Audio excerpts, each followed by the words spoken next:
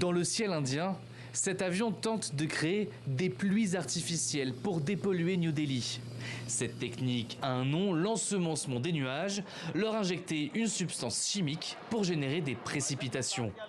Une pluie qui viendra ensuite laver l'air de ces particules toxiques. La première phase de test s'est révélée non concluante pour les autorités, de quoi rendre sceptiques les habitants. Certains s'agacent du manque d'efficacité du pouvoir.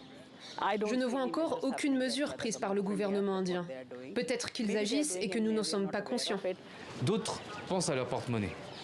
Je pense que ça implique beaucoup de dépenses, que ça nécessite beaucoup de moyens financiers. 310 000 € pour ces seuls essais. Les autorités comptent poursuivre les tests aux grandes dames des écologistes. Pour cette militante, le pouvoir réfléchit à contresens. Ce n'est pas ainsi que l'on assainit l'air. L'air ne sera pur que si l'on réduit les émissions à la source. Qu'il s'agisse des émissions des véhicules, des déchets, de la poussière générée par les chantiers ou de la pollution industrielle, il faut s'attaquer au problème là où il se trouve.